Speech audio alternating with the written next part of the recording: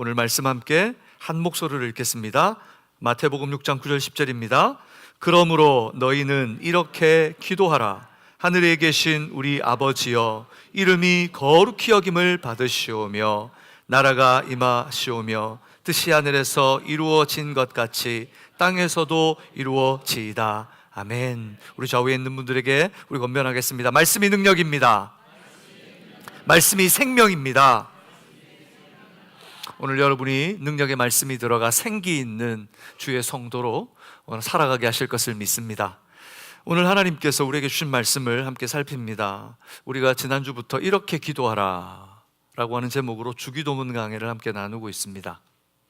지난주 우리가 무엇을 함께 나누었죠? 하늘에 계신 우리 아버지여. 우리 한번 해볼까요? 눈을 잠시 감고 마음으로 묵상하며 시작.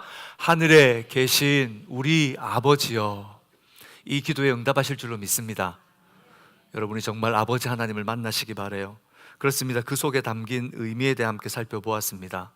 기독교는 종교적 행동이나 기계적 주문으로 기도하는 신앙이 아닙니다. 영적인 부모와 자녀의 관계로 시작되는 것이 기도라고 말씀하셨습니다.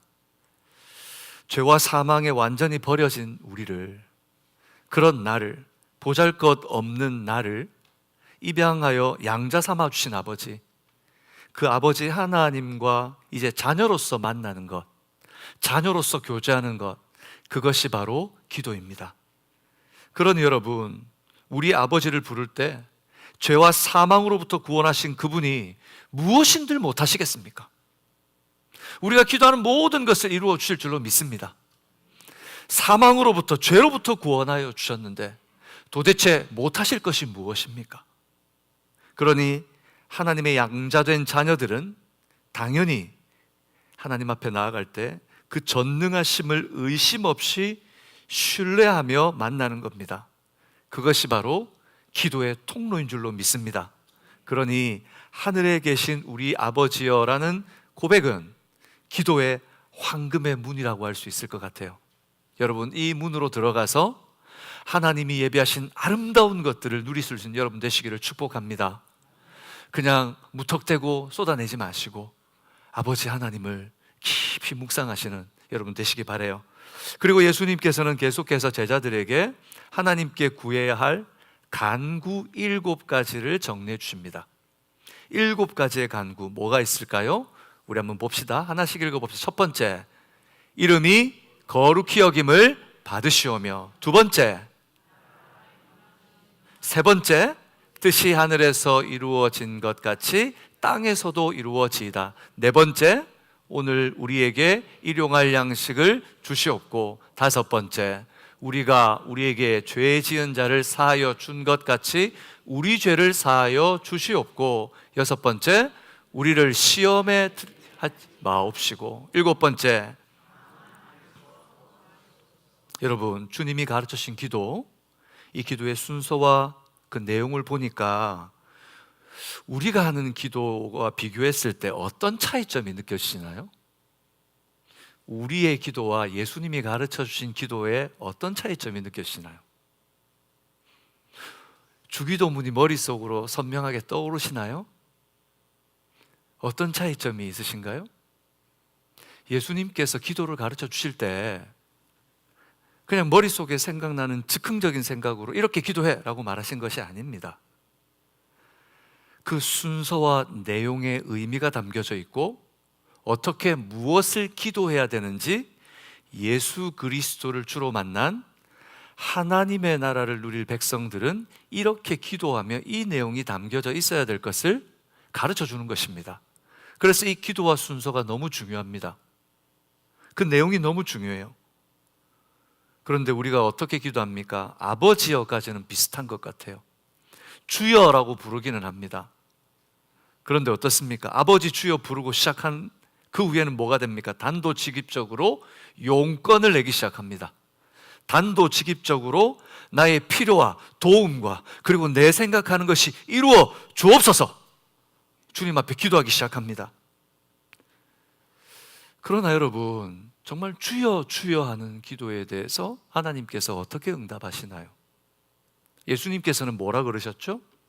주여 주여 하는 자마다 하나님 나라에 이를 것이 아니고 어떤 사람이 하나님의 말씀대로 행하는 자가 하나님의 나라에 이를 것이라고 말씀하셨어요.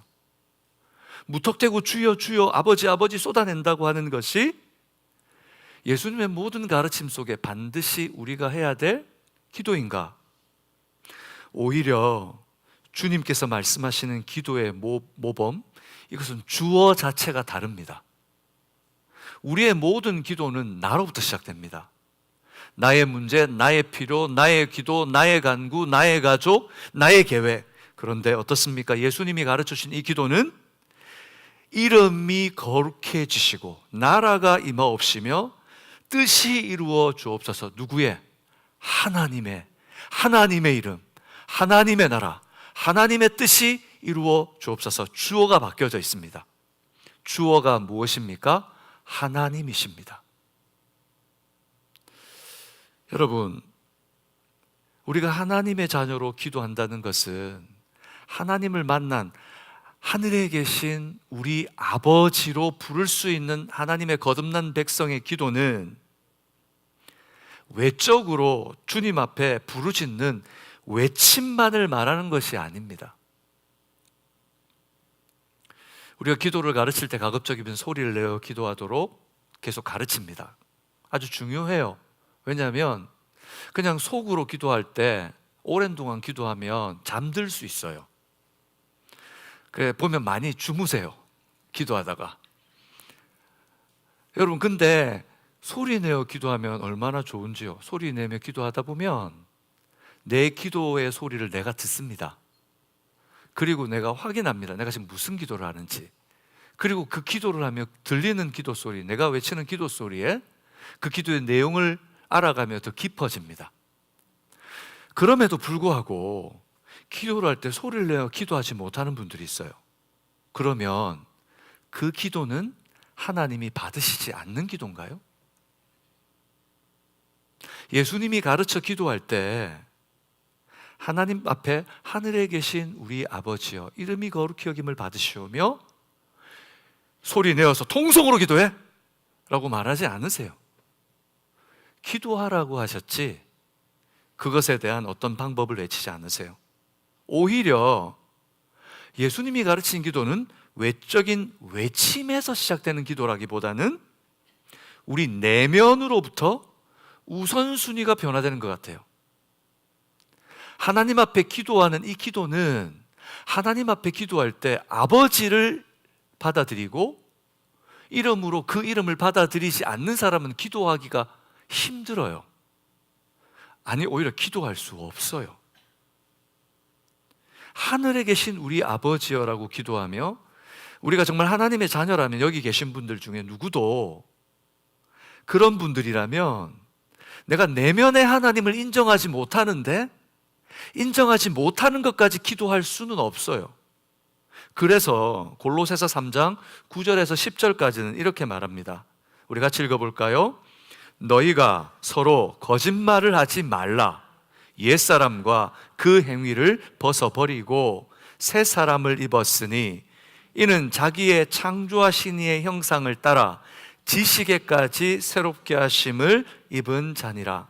하나님의 자는 어떤 자녀인가? 옛사람을 벗어버려야 해요.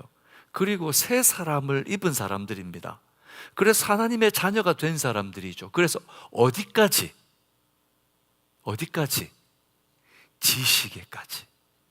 내가 알던 거, 내가 이전에 하던 거, 주님을 인격적으로 만나기 전에 내가 주장하던 거, 내게 익숙하던 거, 그것까지도 주님 앞에 새롭게 주님께 순종하여 닮아가는 자들. 그러니 하나님의 자녀의 기도는 이방인의 기도와 구별이 됩니다. 이방인의 기도, 의미 없이 반복하는 무슬림이나 또는 불교에서 기도하는 부적처럼 의지하면서 지성이면 감천이라고 나의 공로로 신을 감동시키는 것이 기독교의 기도가 아닙니다. 우리가 믿는 하나님을 향한 기도가 아니에요. 여러분, 뜻도 모르고 깊게 1시간 동안 뭔가를 외쳤는데 나가면서 내가 무슨 말 했는지 모르겠어. 그것을 기도라고 할 수 있을까요? 누군가 여러분한테 와서 한 사람을 앞에 두고 자기도 생각하지 못하면서 계속 뭐라 그러냐면 뭐라고 막 떠들며 가요. 듣는 사람도 무슨 말인지 모르겠는데 자신도 무슨 말인지 몰라요. 그럼 그것이 의사 전달이 됐을까요? 안 됐을까요? 1번 됐다, 2번 안 됐다, 3번 모르겠다. 1, 2, 3번 중에 정답은 3번? 누가 그 내용을 이해하겠어요? 누가 그 내용을? 하지만 우리 하나님 좋으신 하나님이시기에 우리의 중심을 아시고 그 마음을 읽어내실 줄로 믿습니다. 하지만 여러분, 안타까운 거죠. 많은 미국의 목사님, 서양의 목사님들이 한국 교회를 와서 놀랐습니다. 왜? 너무 기도가 뜨거운 거예요. 너무 기도가 뜨거운 거예요. 어디를 가나 기도해요. 새벽에 갔더니 새벽마다 모여서 기도해요. 아이고, 이렇게 뜨겁게 기도하다니. 근데 그때만 기도 아니고 수요일날 또 모여서 기도하네요? 아, 그럼 이제 수요일 기도했으니까 주일날 모여서 기도하는 줄 알아요. 금요일날 모니까 철야를 해요. 밤새서 기도해요. 아, 그것으로 끝난 줄 알아요. 토요일 아침에 뭐 또 기도해요. 주일날 모였더니 얼마나 뜨겁게 예배하며 기도하는지요. 그래서 미국이나 서양에 있는 목사님들이 한국 교회를 방문하고 놀랍니다. 기도에 대해서. 근데 안타까운 것은 그런 기도의 영성이 있는데도 불구하고 그 기도의 내용 속에 정말 하나님이 말씀하시는 기도의 내용을 담고 있는가? 그것이 너무 안타까운 거죠. 오늘 우리가 이 말씀을 통해서 그 하나님, 예수님이 주신 기도의 영성이 여러분에게 닮아져 가기를 주님의 이름으로 축복합니다. 나의 모든 것은, 오늘 주님께 궁구하는 것은 오히려 반대예요. 우리가 소리치면서 막 주님 앞에 나의 모든 계획, 나의 소원 주님 앞에 막 외는 것이 아니라 오히려 내 모든 계획, 내 모든 소원, 내 모든 문제 그냥 주님 앞에 내려놓는 거예요. 그냥 내려놓는 거예요. 왜요? 그분이 전능하신 나의 아버지이신 것을 믿기 때문에. 그래서 그냥 내려놓는 거예요. 무엇보다 그리고 하나님으로 가득 채워지기를 기도하는 것이 바른 성도의 기도입니다. 오늘 우리가 보았던 간구의 첫 번째, 두 번째, 세 번째가 다 뭡니까? 하나님의 이름이, 하나님의 나라가, 하나님의 뜻이 채워지도록 기도하는 거예요. 가장 우선적인 세 가지 기도가 무엇으로 가득 찬 기도입니까? 하나님으로 나를 채워 주옵소서. 하나님의 관계가 우리 속에 이루어지기를 기도하는 것이 가장 우리가 구해야 될 기도 제목이라는 거예요. 이것이 주님께서 가르치신 모범을 따르는 기도입니다. 새 사람을 입은 하나님의 자녀로서의 기도입니다. 저는 우리 사랑하는 방주의 모든 성도님들의 기도가 이 아버지와 자녀로서의 만남의 축복이 있는 기도로 회복되기를 축복합니다. 바로 그때 마태복음 6장 33절에 예수님께서 주기도문을 다 말씀하시고 이렇게 약속하십니다. 같이 읽어볼까요? 그런즉 너희는 먼저 그의 나라와 그의 의를 구하라. 그리하면 이 모든 것을 너희에게 더하시리라 약속해 주십니다. 내가 구해야 되는데, 내가 구할 게 많은데, 내가 얼마나 기도할 게 많은데, 하나님의 나라와 하나님의 이름, 하나님의 뜻을 위해서 기도하다가 내 시간 다 보내면 내가 뭘 위해 기도하죠? 여러분, 예수님 분명히 말씀하셨습니다. 먼저 그의 나라와 의를 구하라. 그리하면 이 모든 것을 어떻게 주시리라? 더하여 주시리라. 여러분, 이번 한 주일 동안 우리가 하고 싶은 많은 기도 제목이 있을 거예요. 막 태산같이 있을 거예요. 그런데 이번 한 주일 동안 우리가 정말 하나님 내 삶에 하나님의 임재하여 주옵소서. 여러분 정말 30분이건 1시간이건 주님 앞에 그렇게 한번 기도해 봤으면 좋겠어요. 아멘. 정말 여러분 그렇게 기도해 봅시다. 다른 모든 것 하나님 더해 주신다고 하셨으니까 그 나라와 그 일을 하나님 내 삶에 허락하여 주옵소서. 여러분 이번 한 주가 끝나고 모였을 때 놀라운 간증이 일어나기를 주님의 이름으로 축복합니다. 그리고 이제 구별된 만남을 위해 예수님께서 가르쳐 주신 가장 우선적인 요청, 이 세 가지 중에 먼저 첫 번째 요청 무엇입니까? 이름이 거룩히 여김을 받으시오며. 저를 따라해 볼까요? 이름이 거룩히 여김을 받으시오며. 여러분 입으로 하면서도 어색하죠? 근데 여러분이 주 기도문을 외울 때마다 하시는 기도예요. 왜 어색한가? 기도는 하는데 그 의미와 뜻을 깊이 생각해 보지도 못한 채 그냥 해요. 왜요? 예수님이 가르쳐 주신 기도니까 좋은 거 나쁜 거, 좋은 거예요 나쁜 거예요? 우리가 그렇게 믿는 거예요. 아, 예수님이 가르쳐 주셨는데 나쁜 게 있을 수 있을까? 좋은 거지. 그러니까 하면 돼. 그냥 하는 거예요. 근데 문제는 그 속에 담긴 진정한 의미를 모른 채 우리가 물건을 샀는데 물건의 용도를 잘 몰라요. 설명서를 읽지 않아요. 물건의 몇 %만큼이나 정말 가치 있게 쓸 수 있을까요? 그 용도의 의미와 뜻을 알 때 정말 그것을 제대로 쓸 수 있게 될 줄로 믿습니다. 왜 예수님께서 하나님의 이름이 거룩히 여김을 받으시도록 구하라 하셨을까요? 이전의 방식, 나의 방식과 주님이 기도하라고 하는 이 방식을 생각해 보면 마음이 어렵습니다. 당장 주님 불러놓고 내가 내 마음속에 원하는 걸 막 외쳐야 막 마음이 뜨거워지고 그러면서 막 기도가 되는데 이름이 거룩함을 받으셔, 이게 무슨 말인지 모르겠어요. 뭘 기도하라는지 모르겠어요. 왜 하나님의 이름과 관련된 요청을 먼저 하라고 하셨을까요? 아니 그냥 기도하면 되지 굳이 왜 이런 것을 하게 하셨을까요? 제가 한국에서 미국으로 삶의 장소가 바뀌어서 미국에서 살게 되면서 여러 가지를 경험했지만 그 중에 가장 찜찜하게 마음이 불편한 게 있었어요.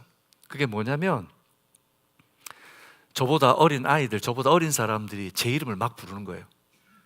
원식 부르는 거예요. 더 기분 나쁜 거는 이제 은행이나 또는 뭐 패스트푸드점에 가면 넘버를 부르잖아요. 16 이렇게 하면 막 마음이 그게 막 불편해지는 거예요. 그러니까 제가 아직 미국에 익숙해지지 않아서 나를 부르는 건가? 우리가 에이시언이라고 하는 게 그때 확실히 느껴집니다. 아, 나는 한국 사람이구나. 한국 사람이구나. 아이들하고 이렇게 막 얘기하다가 아이들이 자라면서 영어가 편하니까 막 아빠 뭐 얘기하다가 유 그러면 요놈 봐라. 그런 마음 불편함이 있더라고요. 아, 난 정말 한국 사람이야 라는 생각이 들었어요. 은근히 반말하는 것 같고 기분이 영 좋지 않더라고요. 왜 그럴까요? 우리 에이시안 문화 속에는 단순히 이름이란 글자 3개가 아니기 때문이에요. 그 이름 속에 그 인격과 존엄함이 포함되어 있어요. 그래서 사람의 이름을 부를 때 호칭과 그리고 그 뒤에 그 사람이 가진 직분과 존경이 담겨져서 불러져요. 그래서 참 한국 사람들은 이름을 부를 때 복잡해요. 아랫사람, 윗사람, 좀 순서가 복잡해요. 이름이란 바로 그 사람의 정체성, 아이덴티티를 담고 있어요. 우리가 세상 살면서 그 아이덴티티를 표현하는 문서가 있습니다. 그게 뭡니까? 바로 아이디잖아요. 내가 누구라는 것을 내가 증명하는 거, 그게 대표적으로 뭐가 있어야 됩니까? 나의 사진과 나의 이름이 있어야 돼요. 그것이 나라는 거죠. 나됨의 증거입니다. 이름이란. 그리고 세상 모든 사람들은 자신이 성공했다는 것을 어떻게 표현해요? 출세했다 또는 명성을 얻는다. 그걸 다 이름에 빗대어서 말해요. 나의 이름에 붙여진 가치가 곧 나를 나타낸다는 거예요. 여러분 이름에 뭐가 붙습니까? 그것이 우리를 나타냅니다. 한국의 어르신들은 자녀들이 뭐가 붙으면 좋아합니까? 사자가 붙으면 좋아합니다. 사자가. 근데 끝에 붙어야지 앞에 붙으면 안 돼요. 사자가 붙으면 좋아합니다. 무슨 말인가? 그런 것들이 자신의 가치를 나타낸다고 세상은 생각한단 말이죠. 근데 성경은 어떨까요? 성경은 더 명확히 알려줍니다. 하나님께서 갈대아 땅에서 한 70대 노인을 부르셨습니다. 누굴까요? 아브람일까요? 아브라함일까요? 자, 헷갈리십니다. 1번 아브라함, 2번 아브람. 1번일까요? 2번일까요? 답이 교차됩니다. 아브람이죠. 아브람. 아브람을 부르셨어요. 그리고 아브라함에게 하나님께서 언약의 약속을 주셨죠. 하나님께서 이제는 너로 언약의 백성이 되게 하고 언약의 아버지가 되게 하겠다는 의미였어요. 그래서 창세기 17장에 보면 그의 이름을 바꾸어 주십니다. 어떻게 해요? 아브라함으로. 큰 아버지라고 하는 아브라함이 열국의 아버지, 열방의 아버지라고 하는 아브라함으로 이름이 바뀝니다. 그 안에 사레는 어떻게 바뀝니까? 사라로 바뀝니다. 열국의 어머니, 믿음의 가정이, 믿음의 뿌리가 되는 가정이 되게 하겠다는 하나님의 약속이죠. 뿐만입니까? 예수님께서 어느 날 바닷가 해변을 거닐다가 성격 급한 한 사람을 만나셨습니다. 누굴까요? 베드로입니다. 베드로를 만났습니다. 그리고 예수님 베드로를 제자로 삼으시고 베드로의 이름을 바꿔주십니다. 원래 베드로의 이름이 뭐였습니까? 요한의 아들 시몬이었습니다. 그런데 예수님께서 그 이름을 베드로, 반석이란 의미심장한 이름으로 바꿔주세요. 요한복음 1장 42절입니다. 우리 같이 읽어볼까요? 데리고 예수께 오니 예수께서 보시고 이르시되 내가 요한의 아들 시몬이니 장차 게바라 하리라 하시니라. 게바는 번역하면 베드로라. 무슨 말입니까? 그 이름이 의미하는 대로 복음의 반석과 같은 인생, 하나님 이 믿음의 반석과 같은 인생으로 살게 하겠다는 의미가 그 속에 담겨져 있는 거죠. 이것은 사람에게 뿐만이 아닙니다.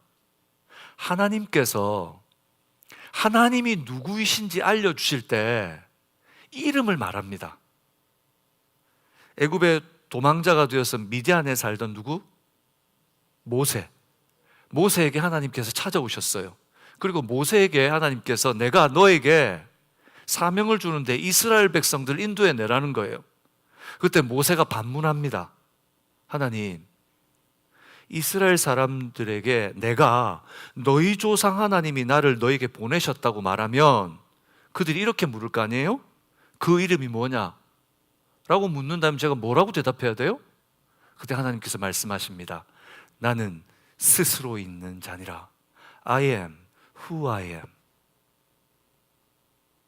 그리고 출애굽기 3장 15절에 이렇게 말씀하십니다. 같이 읽어볼까요?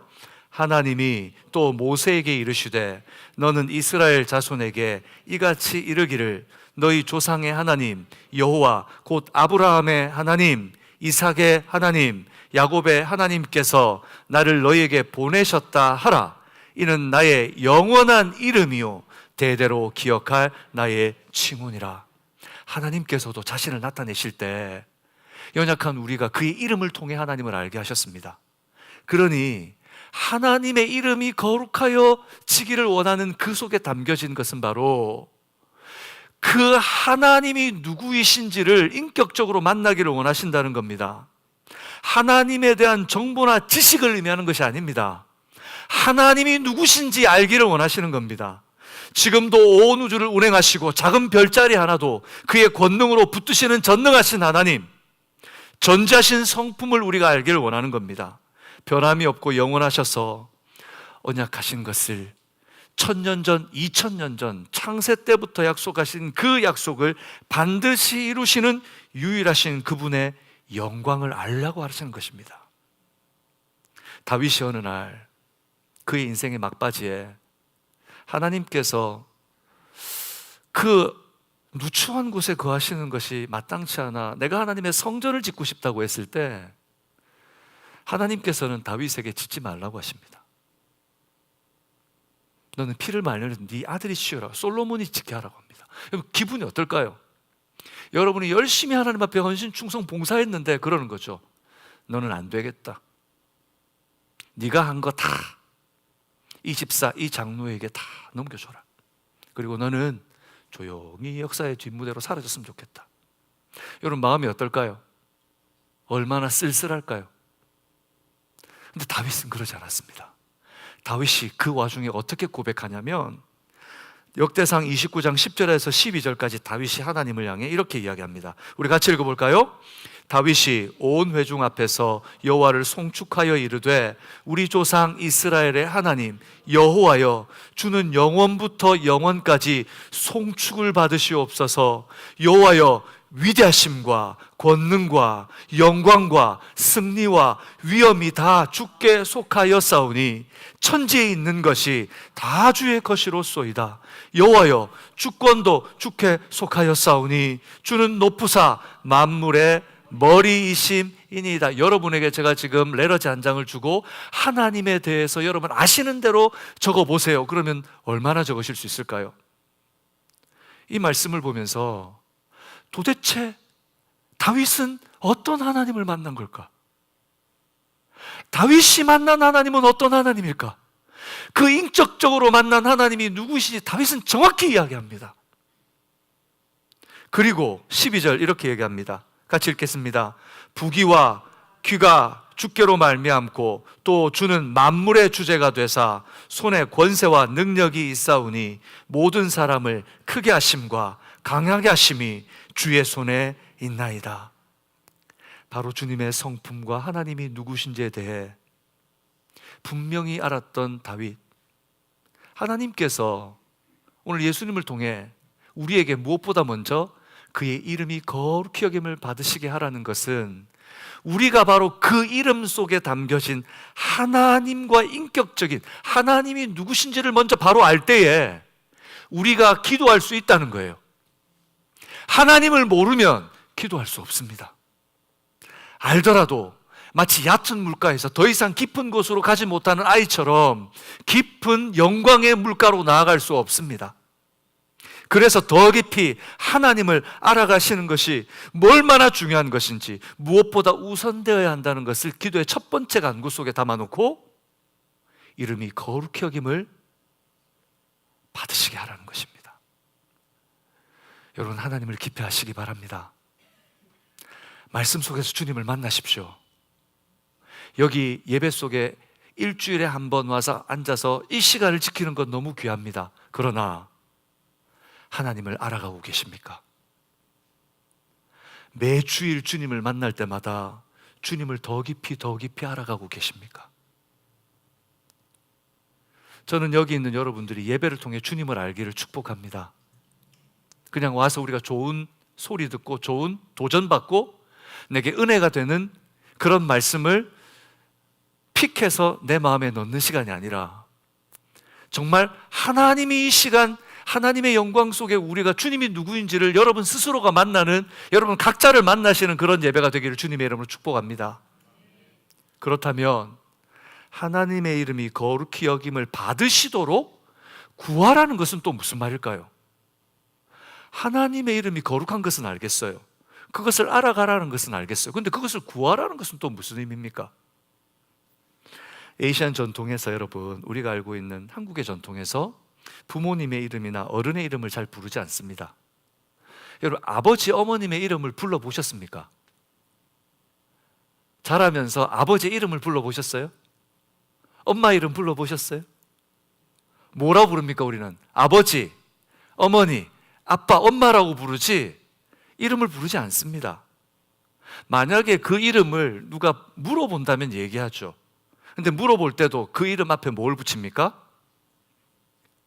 다 잃어버리셨어요? 존함, 함자라고 하는 것을 앞에 붙입니다. 저희 아버님의 함자는 저희 아버님의 존함은 이라고 붙입니다. 그리고 어떻게 얘기합니까?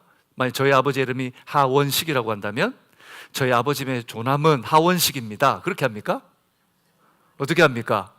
하자, 원자, 모든 이름 뒤에 자자를 붙입니다.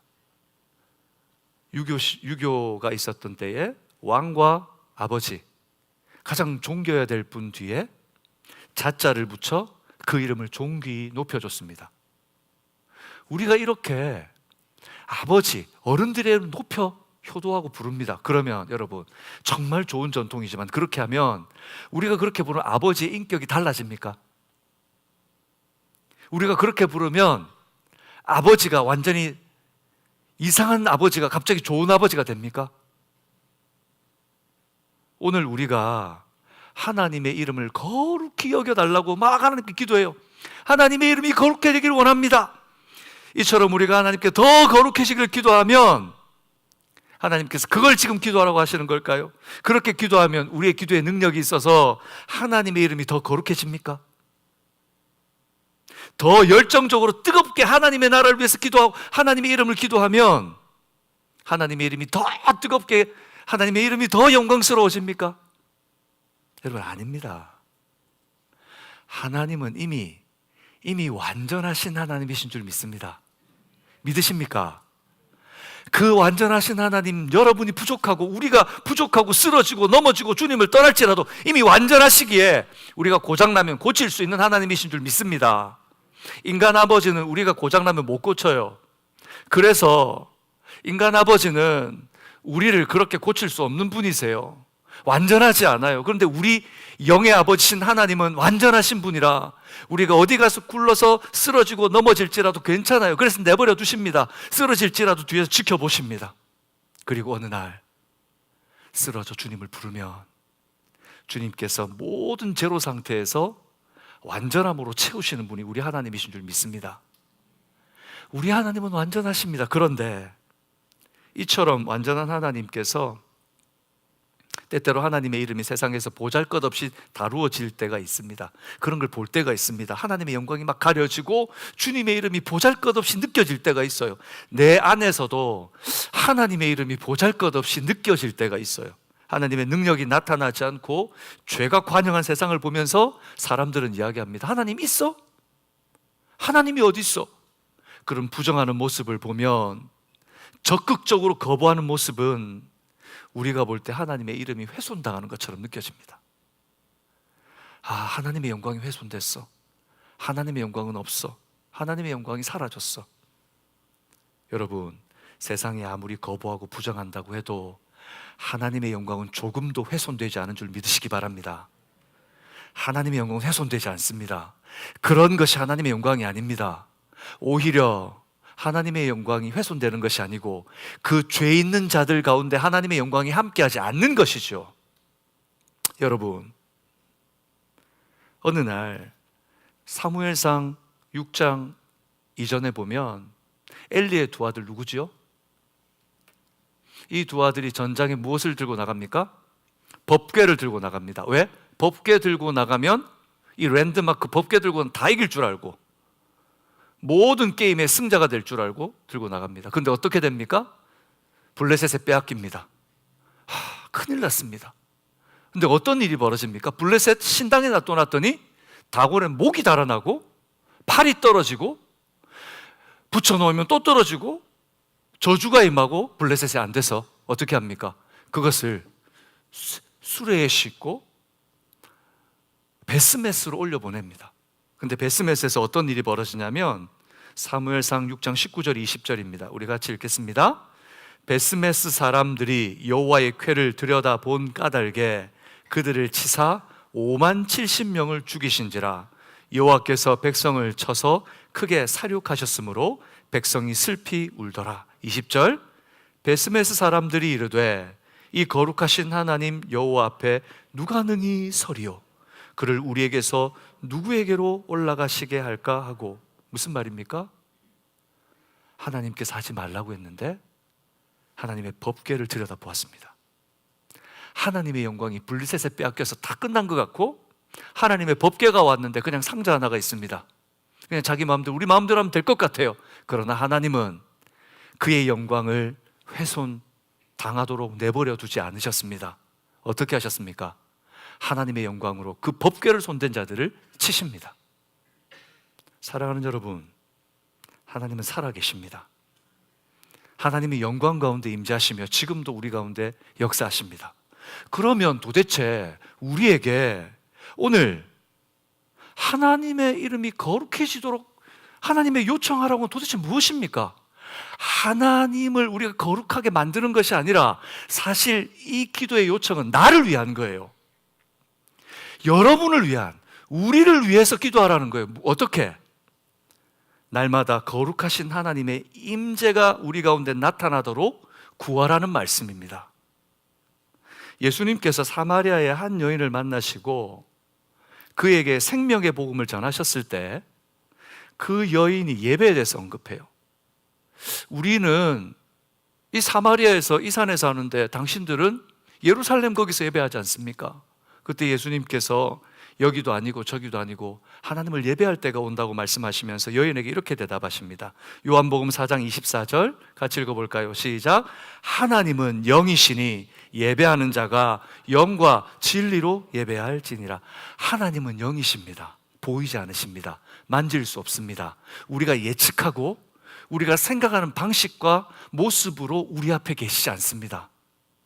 하나님은 차원을 뛰어넘어 계시고 우리가 어디서 어떻게 무엇을 하실지 예측할 수 없는 분이세요. 그 하나님을 예배하는 것은 무엇인가?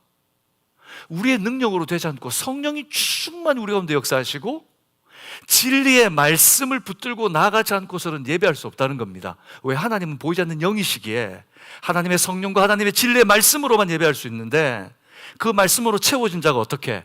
전 인격적으로 자기의 온 영혼을 다하여 진실하게 주님 앞에 나아갈 때 하나님을 만나게 될 수 있습니다. 이것이 바로 오늘 기도와 맞물려 있습니다. 바로 하나님의 이름을 거룩히 여김 받으신다는 것은 내 안에 하나님의 거룩함으로 채워져야만 하나님의 임재와 하나님의 기도 속으로 온전히 나갈 수 있다는 겁니다. 네가 네 속에 하나님으로 가득 채워지기를, 하나님의 이름이 거룩해지기를, 네 안에 그 거룩한 하나님으로 가득 채워지기를, 하나님의 임재가 네 속에 가득 채워지기를 구하라는 것입니다. 사랑하는 여러분, 여러분의 기도 속에 하나님의 임재를 구하는 은혜가 있기를 축복합니다. 여러분의 기도를 시작할 때 무엇을 기도합니까? 내가 막 열거하는데, 근데 나의 기도를 들으시는 하나님이 누군지 몰라요. 내가 지금 누구에게 기도하고 있는 거죠? 우리 하나님은 그것을 아십니다. 그래서 하나님이 누구신지, 하나님의 임재가 네 속에 가득 차도록, 내가 네 속에 가득 차 흘러넘치도록 하나님의 임재를, 그 이름을 통해 네 속에 나타나도록 구하라는 것입니다. 사랑하는 여러분, 바울도 성도들을 위해 기도하면서 에베소서 3장에 그의 성숙을 기도하면서 3장 16절에 이렇게 기도합니다. 그의 영광의 풍성함을 따라 그의 성령으로 말미암아 무엇을? 너희 속사람을 능력으로 강건하게 하시며. 바울이 성도들의 성숙을 위해 기도하는데 제일 먼저 기도하는 것이 무엇인가? 무엇이? 우리의 속사람이 성령의 능력으로 강건해져서 그 하나님의 말씀과 능력과 하나님의 인도하심을 온전히 깨닫도록 구하는 것입니다. 그렇습니다, 여러분. 우리의 기도가 변화되는 것은, 우리 기도가 하나님 앞에 온전해지는 것은 무엇보다 먼저 하나님의 임재를 갈망하며 하나님이 가득 차기를 간구하는 기도가 시작되는 것입니다. 우리의 필요가 무엇인지 주님 앞에 쏟아내는 것이 아니라, 큰 소리로 부르짖으며 하나님 앞에 소리치는 것이 아니라, 하나님으로 갈망하고, 하나님, 제가 정말 제 삶에 임재하여 주옵소서. 하나님, 제가 하나님을 갈망합니다. 하나님, 저를 붙들어 주옵소서. 주님이 누군지 모르겠습니다. 하나님 누구십니까? 제게 말씀해 주십시오. 그 하나님을 향한 만남을 갈망하는 것으로부터 시작되어야 된다는 것입니다. 저는 이번 한 주간 여러분의 삶 가운데에 이 기도로 가득 찼으면 좋겠습니다. 다른 기도를 잠시 멈추시고 하실 수만 있다면 여러분 기도합시다. 하나님, 제게 가르쳐 주세요. 하나님, 제게 임재하여 주세요. 하나님의 거룩하심이 뭡니까? 하나님의 영광스러움이 뭡니까? 말씀을 피시고 말씀을 읽으며 기도하고, 또 하나님 가르쳐 주시면 그것을 붙들고 다시 기도하고, 그래서 이 한 주간에 마치고 돌아올 때 여러분의 입술의 간증이 곳곳에서 흘러나왔으면 좋겠어요. 저 이런 하나님을 만났습니다. 이런 하나님을 만났습니다. 제가 한 번도 경험하지 못했던 기도 속의 하나님을 만났습니다. 그리고 이와 더불어 두 번째는 바로 날마다 하나님께 영광에 합당한 삶을 살라는 말씀입니다. 날마다 하나님께 영광을 돌리는 합당한 삶을 살라는 말씀입니다. 여러분, 우리가 내면으로 변화된다면 결국 이것은 어디로 흘러나오겠습니까? 우리가 좋은 일이 생기면 입술에 뭐가 생겨요? 미소가 생깁니다. 만약 여러분, 제가 그러는 거죠. 오늘 들어오신 제가 봉투 하나씩 다 여러분들 드리는 거예요. 제가 여러분에게 100불씩을 드리겠습니다. 듣기만 해도 기분이 좋죠. 그냥 입술에 좋은 일이 생기면 표현이 되게 돼 있어요. 우리 속에 하나님의 임재가 있잖아요. 우리 속에 하나님의 영광이 있잖아요. 우리가 하나님이 어떤 분인지 알게 되잖아요. 그러면 자연스럽게 우리의 삶을 통해 누가 나타납니까? 하나님이 나타나시기 시작합니다. 억지로 애써서 강압적으로 뭔가를 해서가 아닙니다. 만약에 내 삶에 그런 하나님의 영광이 나타나지 못한다면 여러분, 다른 것이 아닙니다. 내가 하나님을 알고 있는지 점검하십시오. 레위기 11장 45절에 이렇게 말합니다. 나는 너희의 하나님이 되려고 너희를 애굽 땅에서 인도하여 낸 여호와라. 내가 거룩하니 너희도 거룩하라. 누가 명령하셨죠? 누가? 하나님이 직접 하신 말이에요. 그러면 우리는 지켜야 돼요, 안 지켜야 돼요? 그럼 반대로 묻겠습니다. 거룩하십니까? 거룩하지 않습니까? 왜 대답을 못 하세요? 그럼 우리는 어떻게 해야 돼요? 이런 말씀이 턱 부딪혀 올 때 불편합니다. 하나님, 저는 거룩하지 않는데요. 저는 어떻게 해야 되죠? 이런 말씀이 내 모습을 볼 때, 나는 왜 이 모양이야? 난 이거밖에 되지 않아.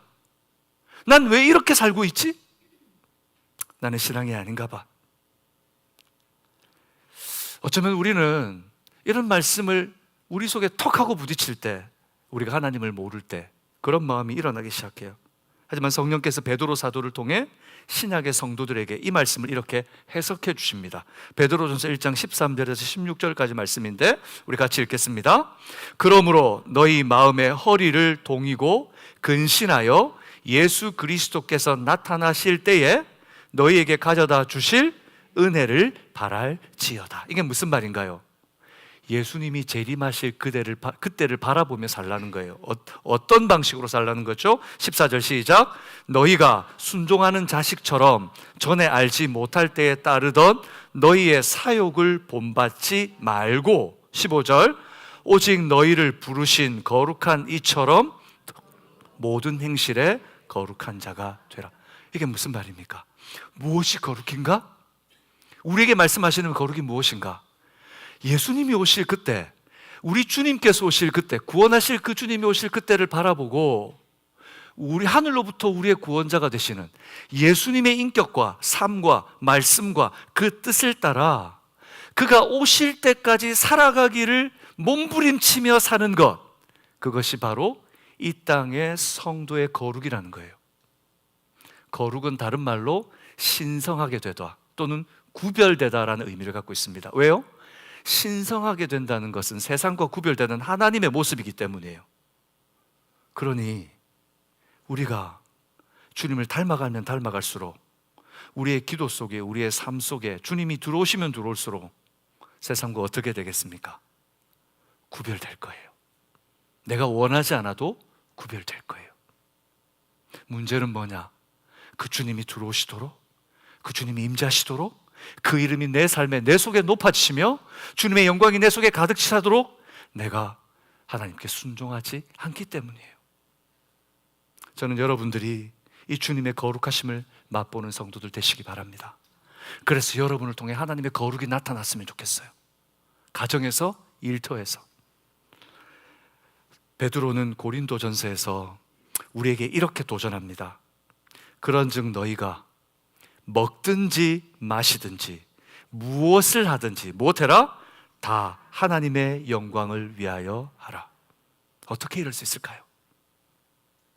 이름이 거룩히 여김을 받게 하여 주옵소서.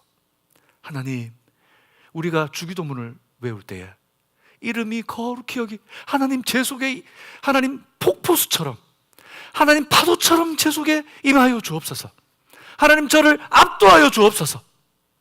우리가 주님 앞에 구하는 겁니다. 사랑하는 여러분, 말씀을 맺겠습니다. 어떻게 기도하고 계십니까? 무엇을 기도하고 계십니까? 하나님 앞에 쏟아내며 기도하십니까? 기도하고 나서 여러분에게 어떤 만족이 있습니까? 막 부르짖고 주님 앞에 쏟아내고 돌아갈 때 여러분 어떤 만족이 있습니까?